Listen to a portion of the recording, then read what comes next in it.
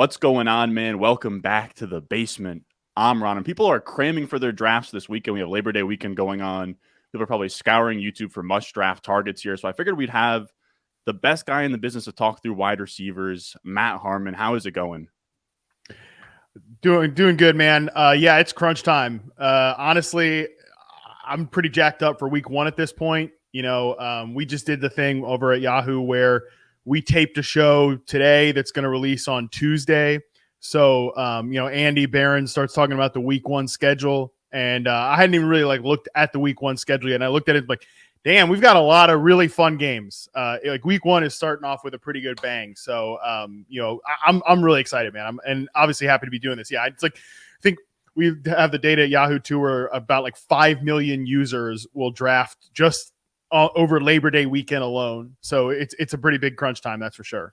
Yeah, it's insane. I've had I had a question on a stream earlier about people are starting to ask those week one start sit questions. I was like, man, I haven't so even not looked. ready. I haven't looked. Yeah. I couldn't tell you, man. But yeah, so we had you on. I reference reception perception all the time. Walk anybody through that doesn't really know what reception perception is, the website, how it works, just the entire thing. Yeah, you and I were talking before we got recording about I've been doing this now for about 10 years, and reception perception's kind of been the thing I focused on throughout those 10 years. So basically back in 2013 and then 2014 is when I collected full league-wide data for reception perception. What I started then and what I'm still doing now is I go in and I chart 8 games for a wide receiver. It's NFL or college, as many college games as I can get my hands on for these prospects, because sometimes it's a little tougher to come by film for the college guys than it is for the NFL guys.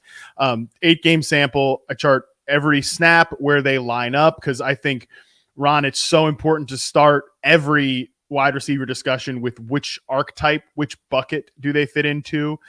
Is this an X? Is this a flanker? Is this like a slot guy? Is it more of a gadgety player? I think that's really important. So where they line up. And then the main thing that obviously everybody loves is the route data. I chart every single route that they run, how often they run each route type, how often they get open on each route type, how successful they are at getting open against man, zone, and press coverage.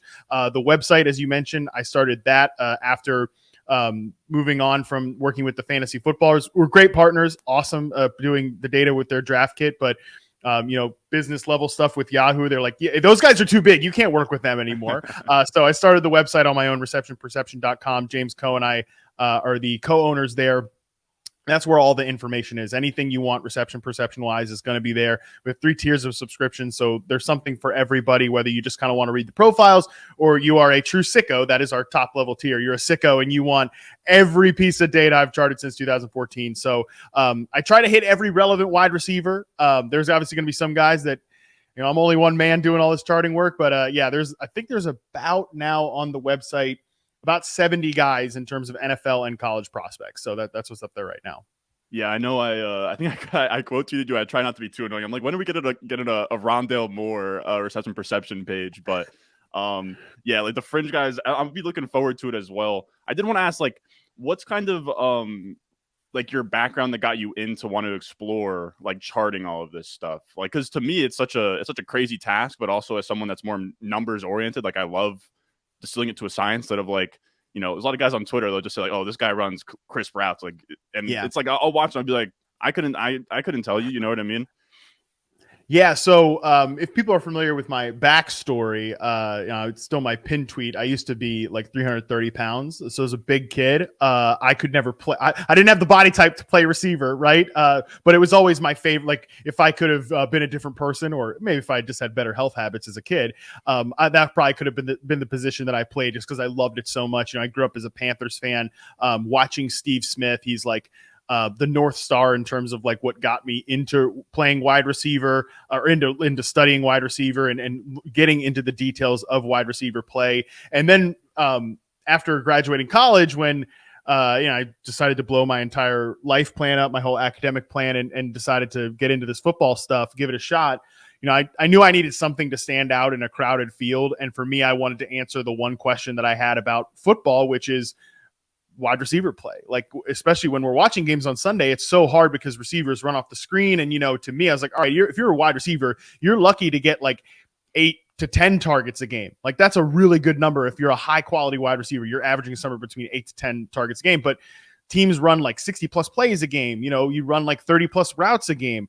I was like, these guys should be getting some credit for the work that they're doing, even when they're not getting targets, right? Because we know wide receiver production, especially if you play fantasy, it's so dependent on other variables to go right. So that was what reception perception, the goal of it was just isolating wide receiver play as much as possible from surrounding variables, right? That was the idea of, all right, let's measure, put a metric behind, because I'm like you, where I like to see things in a numbers format, but I'm big into taking qualitative things and turning them into quantitative realities, which is again the goal of reception perception. What great route runner or a guy that separates a ton, that is something that's like a qualitative thing, but trying to put it into a quantifiable, sortable result. That was the goal of reception perception. So really I spent like I said, I kind of started working on reception perception in 2013. I didn't put like really anything out until 2014. I wanted to kind of spend a whole year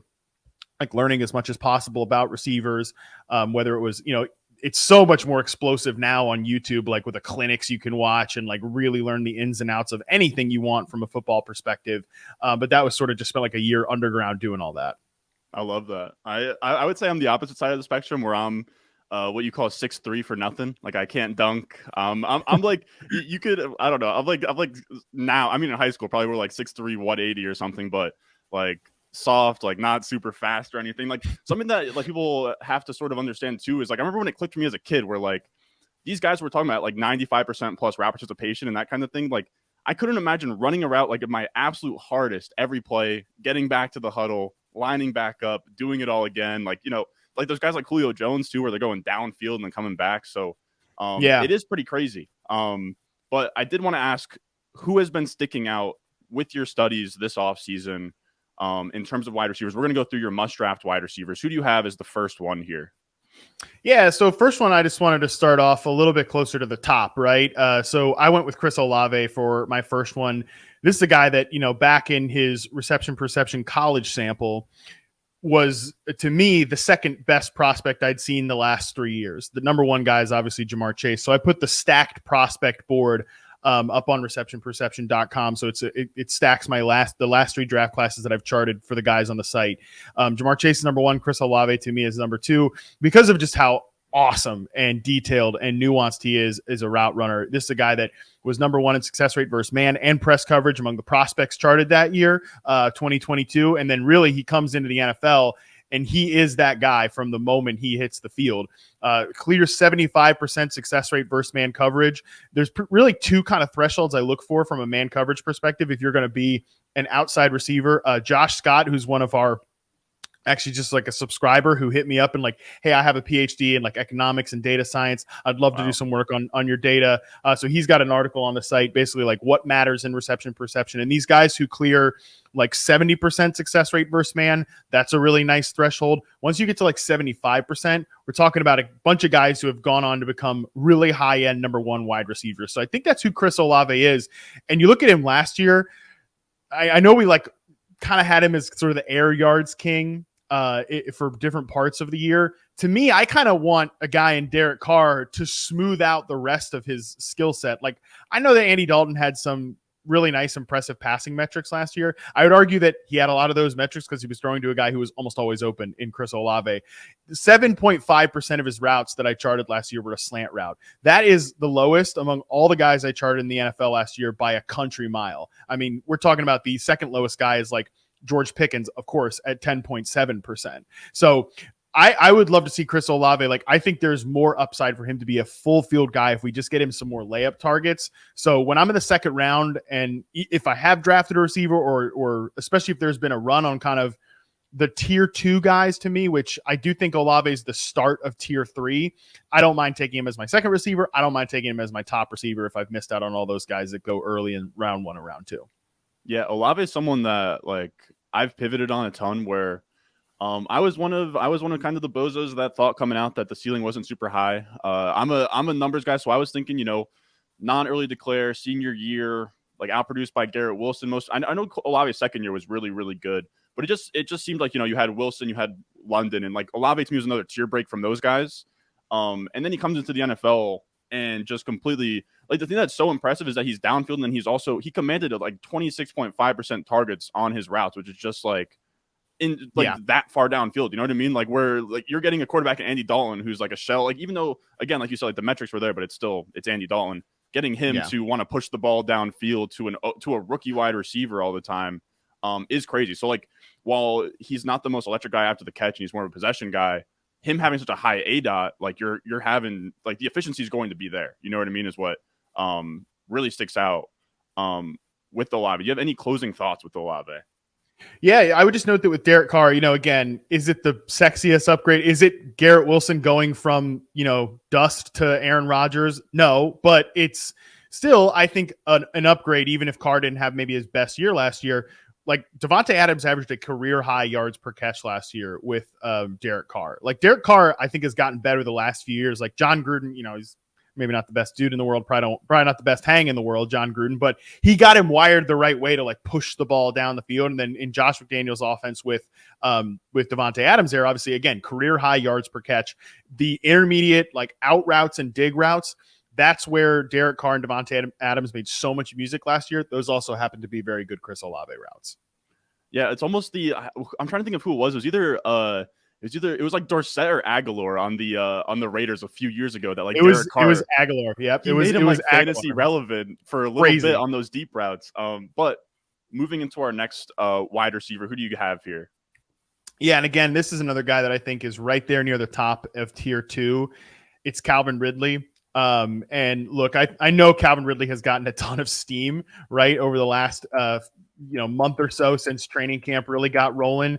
I would tell you that the steam is absolutely worth it. And the thing is here, I have him ranked as my wide receiver 13, and I've had him ranked as my wide receiver 13 for like over a month now, so before the training camp stuff, because I just look at it as, I realize it's hard to project after a long layoff, but the last time we saw Calvin Ridley, and I'm not talking about 2020, like we know the 2020 season was good. I would argue that from 2018 when he hit the league to 20, even those first 2 years and then to 2020, he was kind of on that Stephon Diggs trajectory to me. Smaller guy, but a really great route runner who could win in tight coverage and win at that X receiver position.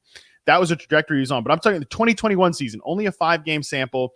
He obviously ends up leaving the team for personal reasons. He ends suspended the next year. Still in that year, 76.4% success rate versus man coverage, 87th percentile, 75% success rate versus press. And this was as that true ISO number 1 X receiver. And man, again, separation on 9 routes, post routes, incredible success rate on slants and curls. This is a guy that, like, this type of receiver is exactly what the Jaguars needed last year. I like Christian Kirk. I was ahead of consensus on Christian Kirk last year. Big fan of him as like a vertical slot receiver, but he's more of a number 2. Jones is a number 3. You now stick a guy that can actually beat press man coverage outside in Calvin Ridley, and you stick him on an ascending offense with a quarterback that we all expect to sort of be in the, if not the favorites, at least the fringes of the MVP discussion. I would say this, Ron, like if the player Calvin Ridley was last time we saw him, and just throw out the year and a half like away from the game, was dropped onto this offense, you would rank that player probably with like Garrett Wilson and Amon-Ra St. Brown. So even still, like wide receiver 13, as aggressive as it is still a little bit of a hedge for the risk.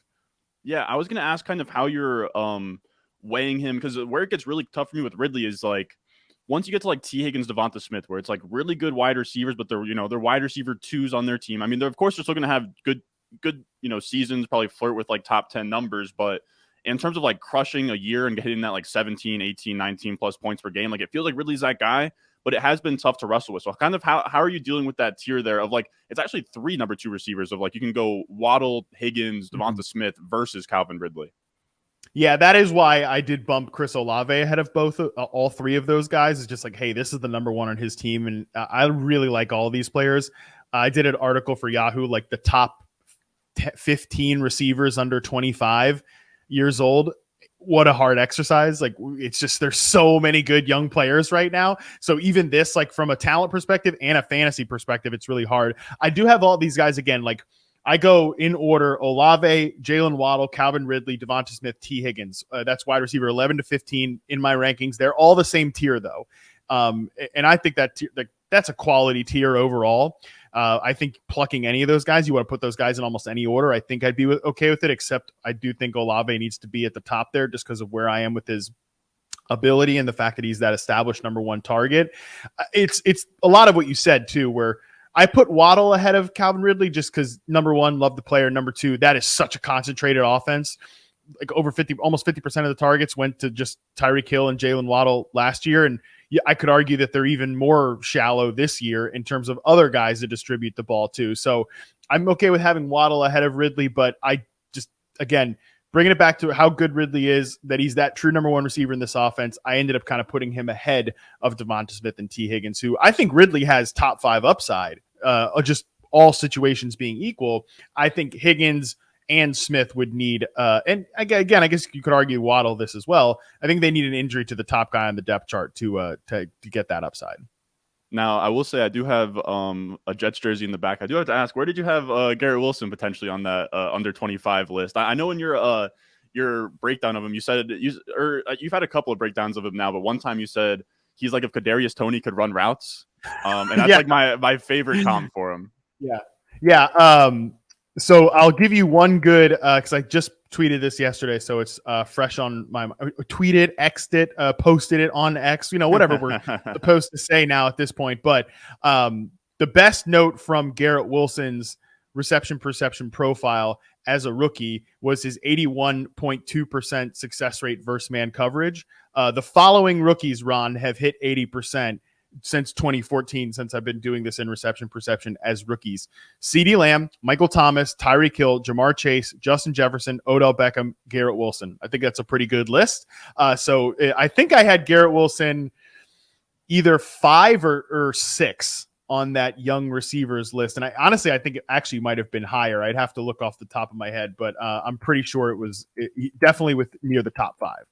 Well, we do love to hear that. I keep on wrestling myself of like, am I being a homer, or can I put Garrett Wilson like almost into the first round here? Because like the thing that I'm getting very excited about is like we saw in that first game with Aaron Rodgers, where I think Josh Norris highlighted it well, where it seemed like it was a run play at first, and he like checks to a pass, and like Rodgers is always on the same page with his receivers, especially in the red zone. So it's just like the touchdown upside that wasn't previously there for a Jets wide receiver. Like now he could potentially hit like 12 plus touchdowns. Like the upside is all there. Now I will say. Garrett Wilson was not on your list here. I am curious to hear your takes on these. You have the Steelers wide receivers listed as some of the receivers you've been drafting a ton of here. Yeah, the only reason I didn't have Garrett Wilson on my list is because I felt like it was too obvious. I wanted to stay out of anybody that's in tier 1 or tier 2 in my rankings, and I do have Garrett Wilson as a tier 2 receiver. Who, even the other day I drafted Stephon Diggs round 1, and I was like, you know what, I do have guys like CeeDee Lamb and Devontae Adams and Amon-Ra St. Brown.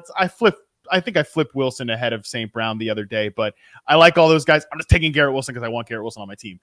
So I'm all in on Wilson and him with Aaron Rodgers. But bringing it back to sort of those Steelers receivers, I have weirdly become obsessed with this as like the value offense to target in fantasy this year. And I say this as somebody that has really been hard on Matt Canada as an offensive coordinator. I think it's the worst. It's over the last 2-3 years has been the worst designed passing offense in the NFL.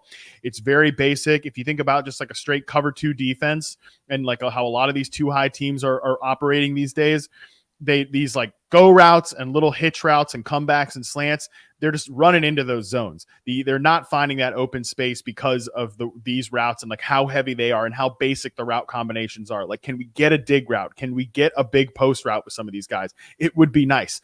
So I say that those are my reservations with the offensive coordinator, but I think the talent on this team, starting with George Pickens, who obviously has been a big riser over the course of the summer, just from even a national NFL perspective, people are really talking about him. I would say he has like a very mixed rookie year profile. Like you look at his success rate versus zone coverage, it's really poor. 68.3% is very low. Now I think you can chalk some of that up to the routes he's running. I mean, he ran more go routes than anybody else from a percentage standpoint of the guys I charted last year. He's not running a lot of layup routes. It's just like, again, curl routes and go routes, and that's it. So some of it is the route combinations with the success rate versus zone stuff, but there's no question that he needs to get better as a separator. I would say, though, if you go back and you look at some of the positives, like 72.4% success rate versus press is really good for the archetype receiver that he's in. I think he's in somewhere along the line of like the X receiver access that James Coe and I talk about all the time. Like there's the, kind of DJ Chark level of it, but then there's like the Devontae Parker level of it. Then there's Kenny Galladay. Then there's like, and then I'm talking about Kenny Galladay when he was, actually playing well with the Detroit Lions. Then there's like T Higgins, and, then it's like AJ Green and Mike Williams is somewhere lower there. Like, I know people want to immediately put him at AJ Green and stuff like that. I think he's maybe somewhere between more like Mike Williams and Kenny Galladay, but that's a really good player and a guy that I think is going to give you big weeks in fantasy. So as a receiver 3, even like a deep receiver 3, like 6th to 7th round, I've been willing to take George Pickens because I think this offense is going to take another step. I think Kenny Pickett was underrated as a rookie. And then Diontae Johnson's the real guy here that I've ranked well ahead of consensus. Just such a fantastic route runner. He's definitely high on like the boneheaded play scale list. That is for sure. The drops, like the running backwards and yards after catch opportunities. But this is a player that in 2020 and 2021 was either number 1 or number 2 in success rate versus zone coverage.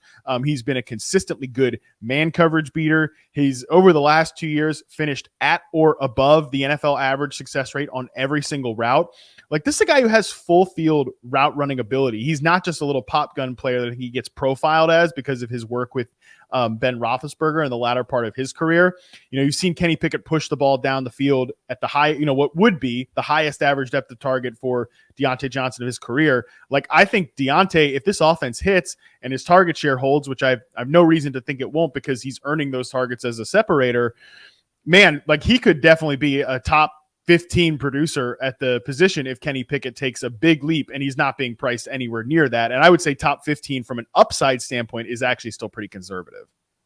Yeah, and I love with Diontae Johnson. I remember you have this one article that I used to reference all the time, but the drops being like negative bias or something like that. But just in terms of like focusing in on what he can do, I think that it sort of plays into that too with like the 147 targets and no touchdown. Like, it's just like, it's so, it's the unlucky stuff that doesn't really matter a ton, where, touchdown year to year, we saw Julio Jones struggle with touchdowns for a while, and then like he gets them. Kittle last year had like 11 after never having more than 6. Like, it's pretty random all over the place. But yeah, Diontae Johnson's one I've been drafting a ton.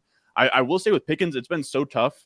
Pickens now, it doesn't look bad at this point, but I'm going to be straight up. I had Pickens over Olave as rookies. That's the kind of the trajectory I was at. I was like, look, Pickens is a big X receiver.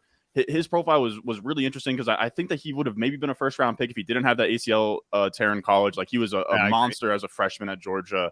And there is something about Georgia. Like, I think that's what sort of the national attention is, like that picture of him getting drafted and just staring at the TV like a maniac. So weird. Yeah. But there's something different. Yeah. Something about that. Yeah. That's what I love. I will say I could see, like, as a Jets fan, I've seen Santonio Holmes chew out Mark Sanchez in the huddle in like a Dolphins game for not giving him enough targets. Like, I could see Pickens eventually getting sick of the Matt Canada like 30% go routes, where it's like, I'm not a decoy, man. Like, let me be a part of this offense, which that's what it's been so tough with me at Pickens, because I love the talent, I love him there, but it's like, man, you're right. Like, with the Matt Canada stuff, like, is the scheme going to allow Pickens to thrive? But I think that there's like, I've been mixing him in too. At first I was sort of fading him earlier on, but I've now moved him up. I will say there's some people out there that are even pricing you out of him, where I've seen him go with like 5th round in some leagues, which is where it gets a little bit tough there. But yeah, Pickens is an interesting one, because I do agree. There is a ton of upside there where he could just be a monster and be like a 3rd round pick next year. Yeah, I think this offense overall, again, even beyond these 2 receivers, I think Pat Freiermuth is a guy that goes a little too late at tight end as well. He's actually, of the 3, I probably have drafted the most of him. And even the role-playing receivers, like Allen Robinson definitely can't play perimeter receiver like he did with the Rams last year. Like, that phase of his career is done. But he can run like underneath short routes. So as their like big slot receiver, like I know it was rough last year and I was way too high on Allen Robinson.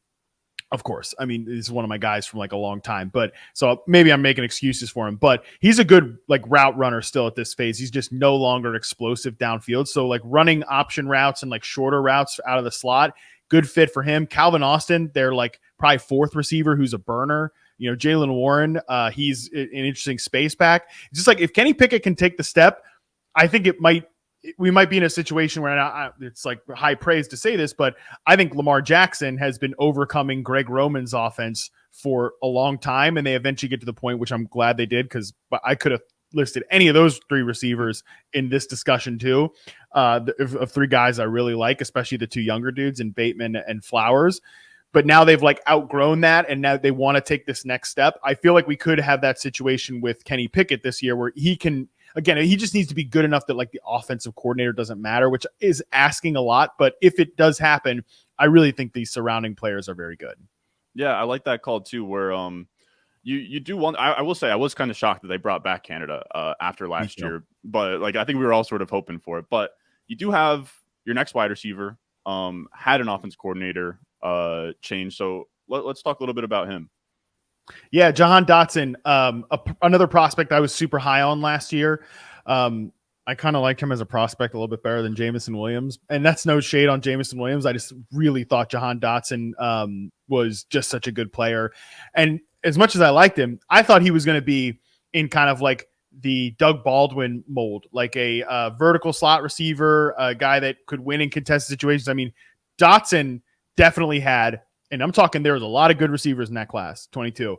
Dotson had the best hands of the class, both from just like a straight up perspective and in contested situations. Like his contested catch rate was incredibly high in reception perception, and that ability translated, no question. But he actually outkicked my expectations as a rookie because they played him outside on almost 70% of his snaps in the games that I sampled for RP, and he had a 87th percentile success rate versus press. Again, that was something I didn't see from his game, where he even took that next step where he was beating press coverage as an outside receiver. And like Dotson's route tree, another one, it's so many downfield routes, like not quite to the Chris Olave level, but his most commonly run routes relative to the NFL average are post route, 9 route, corner route, out route, comebacks. And we're still talking about a guy that was very successful at beating man, zone, and especially press coverage, running those high leverage routes. And man, the ability to win in tight coverage is just insane for a sub 6 foot, sub 200 pound guy. So I love Terry McLaurin. I'm a longtime Terry McLaurin bro. I think Terry McLaurin is like a top 10 real life NFL receiver. But Dotson, I think, could have, and now obviously with McLaurin injured, it's a little bit of more of a layup take. But prior to that, I was thinking he could maybe be like a Devontae Smith of last year, where, I mean, I'm guilty of this too. I was very in on AJ Brown, but I kind of didn't take enough of Devontae Smith. But an underrated, good rookie season, and still could be like maybe that strong number 2. I think Smith is a better player and more of like almost a true 1B. But with these two guys, like the number 2 receiver in an offense that can take a step. I don't think the Washington Commanders are going to take an Eagles level jump, but like a light version of what we got with Devontae Smith last year, I think is possible with Jahan Dotson. Yeah, and at least like Sam Howell is a question mark, so there is upside there where it's not some, dusty sort of veteran. I will say we're not doing Carson Wentz again, thankfully. Yeah, exactly. So there's upside for it to be better. I think Brissett is the backup on that team too, so they could sort of flip to that. But yeah, Dotson, I was going to say, I mean, you're saying he's got an open deep and stuff. I mean, he's kind of given. I feel like he was a darling of yours for a while, but like sort of like Tyler Lockett a little bit as like one of these undersized guys, plays downfield. Not super, not the what do you call it? A big receiver bias or something like that. Not big receiver bias for sure. Wide receiver sizeism. Dotson is the ultimate like beating wide receiver sizeism because he wins downfield and he wins in contested situations despite the fact that he's so small. Now, the next receiver that you had on this list is a pretty big receiver. Michael Pittman. Sort of how are you weighing Michael Pittman this year with just like, I don't know, he's had like 40 quarterbacks now. He has Anthony Richardson. I guess the Jonathan Taylor stuff can kind of factor in some more pass attempts here, but I'm curious to hear your thoughts on him.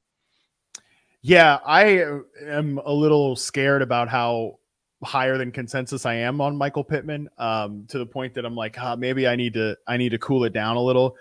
One, I think Yeah, you're right. He's had a lot of quarterbacks, a lot of bad quarterbacks. I mean, all of the guys I think that threw him passes last year, Sam Ehlinger is the only one that's still in the league, and he's the number 3 quarterback for the Colts. In 2021, I don't think any of those guys are in the league anymore.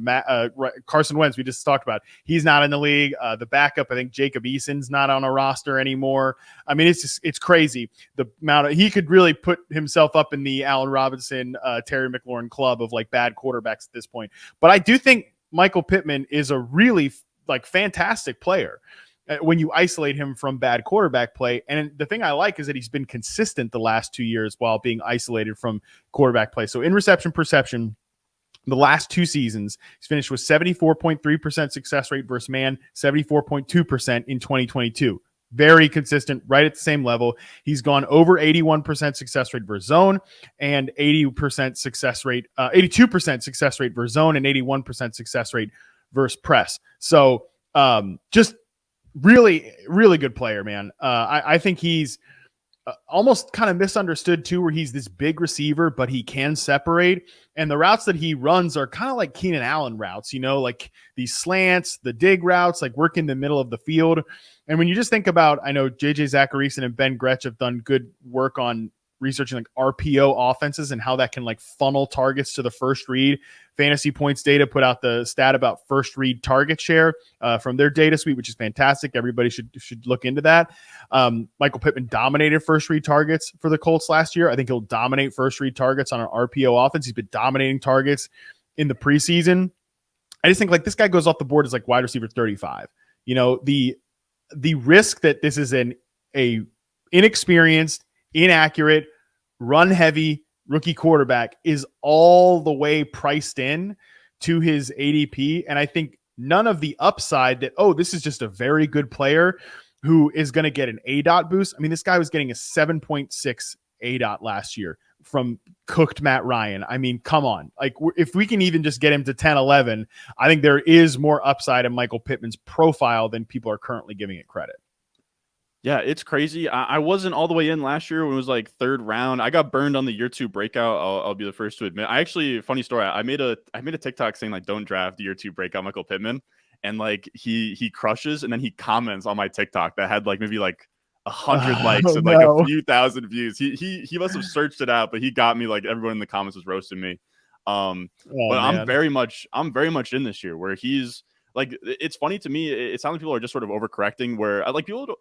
He had like 99 catches last year, which I think if you ask people, they'd be like I don't know, like probably more, you know, like I think that people think of Pittman and it is kind of like the Galladay, Mike Williams area, just like big dudes, probably not a ton of catches, but 99 catches last year was impressive. He was a top 12 wide receiver in ADP. He finishes at wide receiver 21, so like he burns you, but now you're drafting him outside the top 30 wide receivers, and his quarterback is like at the very least probably an upgrade, you know, and he only had 4 touchdowns too, so that could sort of bump up as well. There's a lot there for Pittman to pay off at his price, I'd say. Yeah. I was in on the 2nd year breakout, so that I felt good about reception perception there, but yeah, he's found some of my content too. So maybe he's a little bit of a searcher, but yeah, no, I agree that just the upside is not priced in. That's for sure. Just a good player. So I'm hoping we get a good year. That whole Colts offense without Jonathan Taylor, you know, all those receivers are intriguing from a typological standpoint. Yeah, I agree. And they fit together well, where you have Pittman in sort of the intermediate short area and you have Pierce over the top. With I love Downs a ton coming out too. Oh, love Downs, yeah. I will say you're sort of starting to speak my language with these last couple of wide receivers. We got some big boys on here. This last one you got Nico Collins, who I've been throwing around the screenshot where he's like, dude, like 6'4", 215, runs like a 4.4. Like he kind of looks like a Devontae Parker type of guy. Where are you at on Nico Collins at this point? He's absolutely on that X receiver axis that we talked about earlier. I have been in on Nico Collins for the last 2 years. I think he probably would have had more of a breakout campaign if he didn't have that groin injury last year. You know, Brandon Cooks was kind of like quitting on the team. Understandable. I mean, the Texans were a disaster. This is like the first time we're able to talk about the Texans with positive vibes, right? Like no more Jack Easterby. We're not talking about like, is Deshaun Watson the scout team safety or whatever? I mean, it's been a disaster in Houston the last couple of years. So good vibes in Houston. I think Nico Collins started to get the targets, started to get the air yards last year again, then deals with the groin injury. And this guy played 2 games with Kyle Allen last year. So like any sort of statistical argument, we can just go ahead and throw that out of the window when you play 2 games with Kyle Allen, who's, by the way, the Buffalo Bills backup quarterback. Like, let's hope Josh Allen's elbow does not get hurt this year. So back to Nico Collins specifically, X receiver access. Like we said, 71% success rate versus man, 74.5% success rate versus press. I think those will probably be 2 of the most surprising results for people that don't like watch Nico Collins. But this is a guy that can get open, is more explosive, kind of like more of a long strider, but especially when he's running vertical routes, but is a pretty smooth separator on those like dig routes and slant routes, like crossing routes. So this Shanahan offense that I expect them to bring to Houston always functions at its best. I know we get caught up in like the gadgety players, but it always functions at its best when there is a true X receiver. You know, Julio Jones with the Falcons, Brandon Ayuk with the San Francisco 49ers.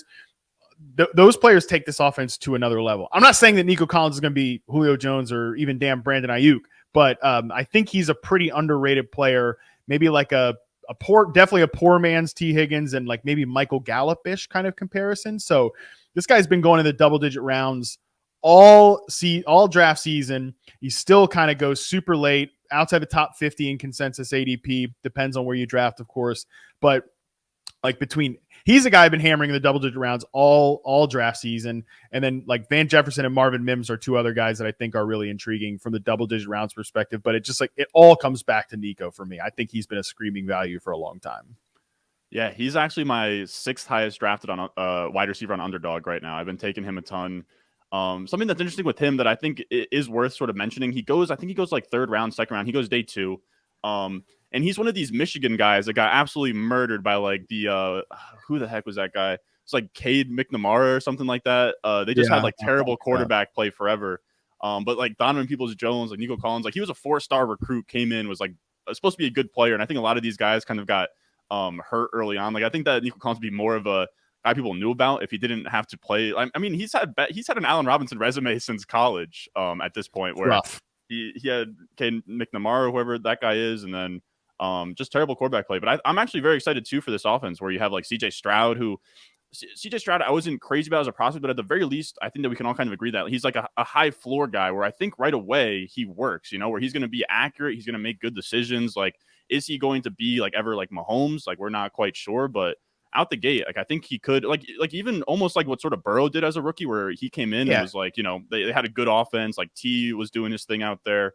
So yeah, he's pro ready. I think he's pro ready, and he's sort of in that. I know other people have made this comparison, but I think he's like Jared Goff with a little bit more like mobility, basically. So, and listen, people crap on Jared Goff, but he's good enough to get his playmakers the ball. I think CJ Stroud is as well. Exactly, which I think is going to be fun for Nico Collins, where he was also, I was looking, I think he was like 2nd in PFF's like contested catch percentage. So that's really exciting. Now you do have one extra, I think we went through like 6 wide receivers there, like 7. I did ask you for one bonus sleeper here. You have a guy who I also famously, I'll be on, I'm exposing myself this video. Sky Moore, I might have had over Chris Olave in that draft class. I really liked Sky Moore coming out. That's spicy. I love Sky Moore coming out, and then he stuck a knife in all of our backs last year. We drafted him. We took the zeros. I guess I got to be honest. I've honestly sort of ended my relationship with Sky Moore this offseason. I'm very curious to know sort of where he stands with you. Yeah, so you were burned. You've got the burned feelings. I'm here to tell you that it's okay, and we're going to give it another chance here. So I'm just like you. I really loved Sky Moore as a prospect. But you got to remember, like, you look at his reception perception profile, and like he was up there, like number 1 or number 2, right there with Chris Olave in success rate versus man, zone, press coverage among those prospects. But you got to remember he's playing at a lower level, playing at Western Michigan. These guys who, they might be like pharmacists in a cup, like by now at this point. It's just a different level of competition.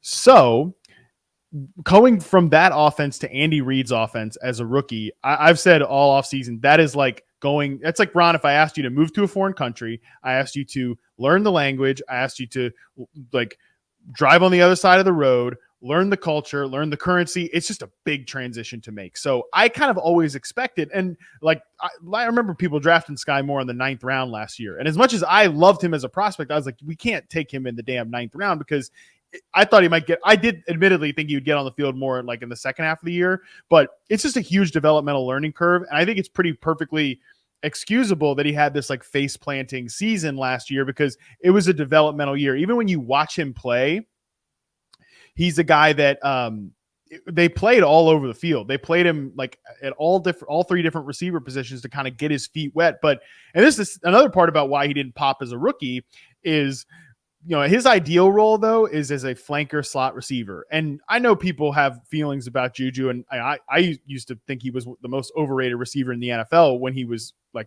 the dynasty wide receiver 1 after his 2018 season, but he doesn't stink. Like he's a fine veteran receiver they gave money to. They weren't just going to put Sky Moore in that role over Juju because I think Juju had a nice season, not really for fantasy, but for the Chiefs receivers last year. So I think this year that role's totally clear. Sky Moore has had a great offseason. He's going to be one of the top 2 receivers on the depth chart. I think he can catch 80 passes this year because of where he wins. Like even when you watch him and you chart him for reception perception, 87.5% success rate versus digs, 78% success rate on curls, 80.8% success rate on slants, and can get off the line of scrimmage really well. So I don't know that he has like a wide receiver 1 ceiling in his range of outcomes, but he can certainly be an ADP beater. Yeah.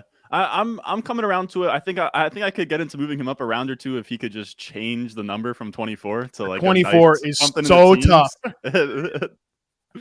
Like 24, like he looks like a running back out there. Like just like the drip could be a slightly better Sky Moore, but I mean the name is cool.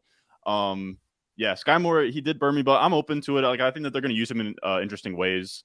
I did want to ask one last bonus question before I get you out of here though. I wanted to know if there's anybody in reception perception that like sort of graded poorly or didn't come out as you know, high win rate as you would have liked, or not would have liked. That's a bad way, but like, you know, would have expected, but you're still sort of willing to bet on, or you think might be better than the numbers show. I think, I mean, we talked Pickens, who's definitely a guy that, like the success rate versus zone stuff, I think you can kind of not make excuses for, but you can certainly find like a reason for why he was there. And then really the guy I would say too is like Christian Watson has been a really difficult. That's kind of why I was going to say like this was a roundabout way of me asking you what's the deal with Christian Watson. I think Watson, like I said, he's been one of the toughest players for me to rank because I mean, where he was not good at everything as a rookie, right? Like his success rate versus none of it's terrible. None of his success rates are poor, but they're kind of like okay, average-ish, right? In terms of his ability to beat man, his ability to beat press and zone consistently. And that's sort of alarming when he goes so high in fantasy drafts. But it's really not that big of a deal because I compared him to Martavis Bryant coming into the NFL. I love that. Like big play guy who could win on deep routes, who could absolutely rip you deep, who I think showed the skills to get better in contested catches, and that did show up as in his rookie year reception perception profile. Cleared 70% contested catch rate. Like that was again, that skill evolved the more he played. But where he's so dangerous, and just like Martavis Bryant was so freaky, was after the catch, and that remains Christian Watson's big skill. Now, like we don't know what Martavis would have grown into, but he was always like a really good volatile number 2 receiver. I could see Christian Watson topping out as a volatile number 2 receiver. The only thing I have questions with Watson is just like, is this going to be a guy who commands like 25 to 26% of his team targets? Or is he going to be more in that, you know, like he's been in the preseason, like 18, 19-ish range, you know, maybe even like 20 to 21% where he was last year. Cause I mean, Romeo Doubs is not a star. He certainly did not pop a ton in reception perception, but I think he's like a viable number 3 receiver. I love Jaden Reed. I love that he's going to be like their starting slot receiver from day one. I think Luke Musgrave is interesting. So could this be like more of a spread out attack? But overall, I think Christian Watson is really good at the things he does well. But if he's going to be like a true number 1 receiver, there's no question that he has to get better on like base NFL routes, like slants and curls and dig routes, comebacks, if he's going to be like a true outside number 1 receiver. But maybe that's never who he is. And he's more of, again, that volatile number 2 receiver. Yeah, he does seem like almost like a Debo in a way, where he kind of wins untraditionally, or like could get to that crazy high ceiling without like. I mean, it's the road less traveled, so it's a hard thing. Like I imagine you probably see Christian Watson go like a round and a half ahead of Diontae Johnson, and you're like, what the hell is going on here?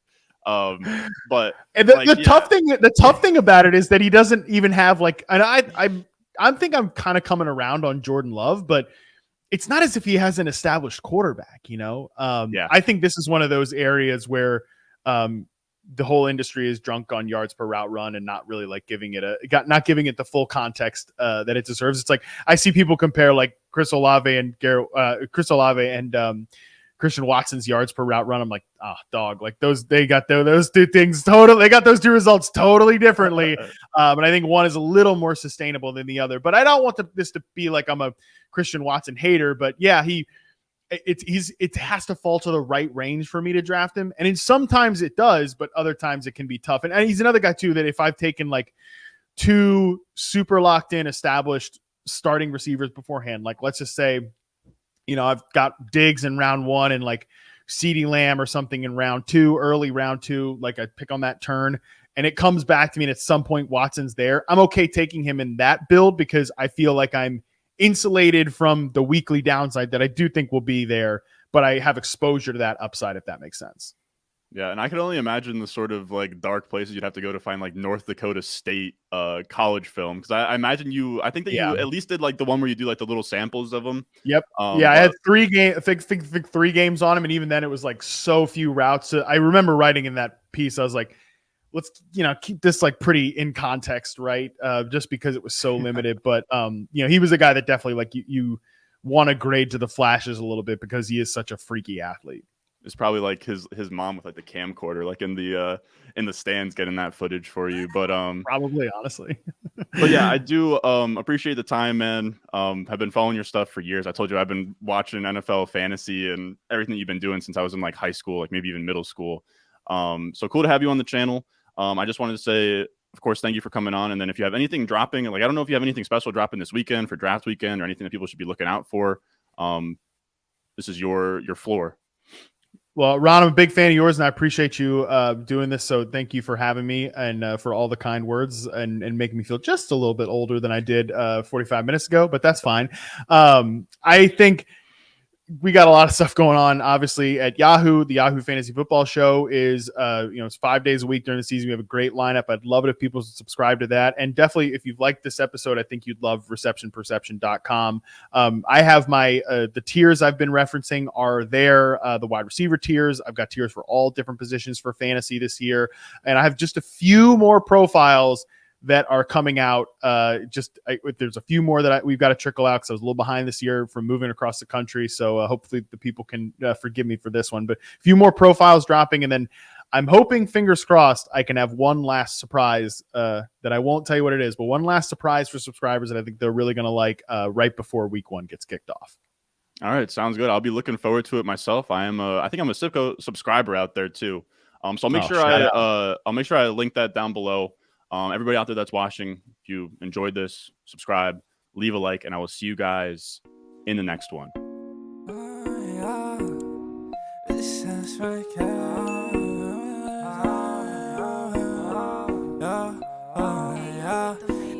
Stones, like this froze, ice cold, ice around my body like I'm